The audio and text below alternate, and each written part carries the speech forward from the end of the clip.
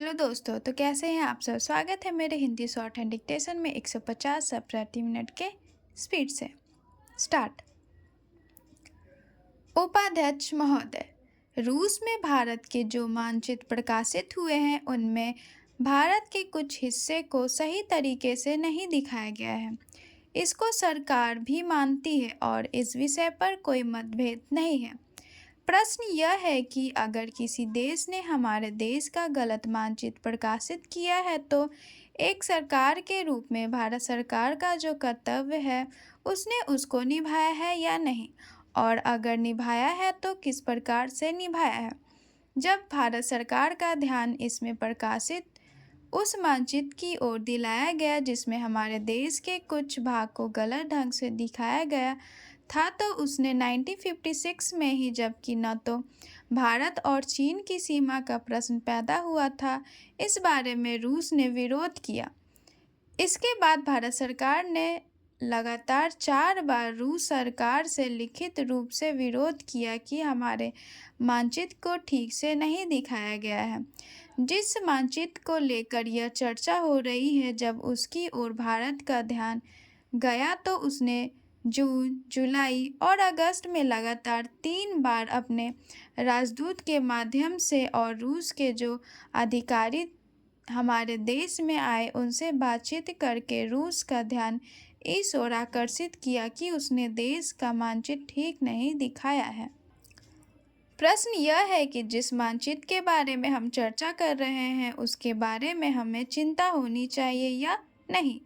मैं समझता हूँ कि अगर दुनिया का कोई भी देश हमारा मानचित्र सही ढंग से नहीं दिखाता है तो स्वाभाविक रूप से देश को उसके बारे में चिंता करनी चाहिए। हम अपने कर्तव्य से नहीं चूक सकते हैं। लेकिन जहाँ तक इस चर्चा का संबंध है, मैं माननीय सदस्य की प्रशंसा करता अगर वह उन समस्त देशों का जिक्र करते और निंदा करते जिन्होंने हमारे मानचित्र को गलत ढंग से दिखाया है। उदाहरण के लिए पाकिस्तान को शिकायत है उसके मानचित्र को केवल रूस, इराक और मिस्र ने ही नहीं बल्कि अमेरिका ने भी गलत दिखाया है। जिस कश्मीर को हम भारत माता का ताज और मुकुट कहते आए हैं, जिसे हम कहते हैं कि वह इस धरती पर हमारा स्वर्ग है, उस इलाके को बिल्कुल उनकी दया और कृपा पर छोड़ दिया गया है। यह बात उत्साहवर्धक नहीं है। महोदय, आज इस समारोह में सम्मिलित होकर मुझे बड़ी प्रशंसा हो रही है। जब से मैं आपके नगर में पहुंचा हूं, आपने जिस प्रेम और उत्साह के साथ मेरा स्वागत किया है उसके लिए मैं आपको धन्यवाद देता हूं। मैं जानता हूं कि यह स्वागत किसी व्यक्ति विशेष के लिए नहीं बल्कि यह देश के प्रति आपके प्रेम का प्रमाण है।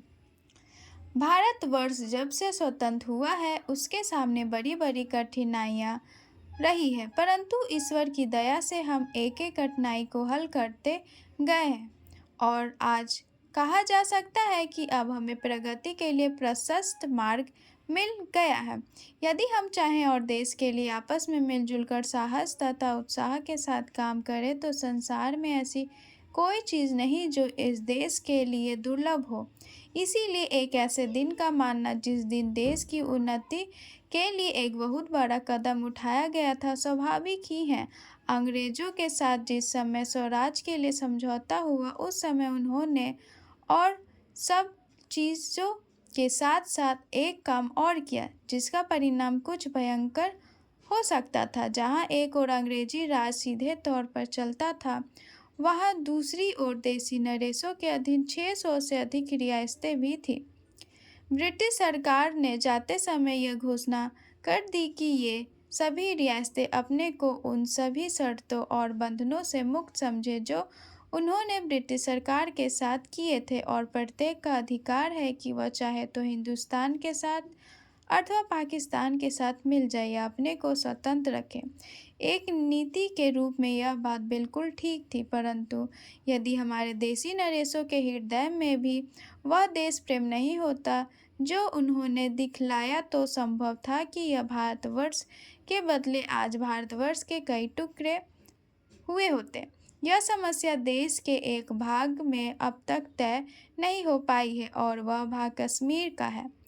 उसके लिए हम अभी भी चिंतित है। देसी नरेशों के देश प्रेम, उनकी दूरदर्शिता और समय को पहचान कर उसके अनुसार अपने को ढाल लेने की उनकी शक्ति के फलस्वरूप ही भारत के दो टुकड़े हो जाने पर भी विशाल भारतवर्ष आज रह गया है।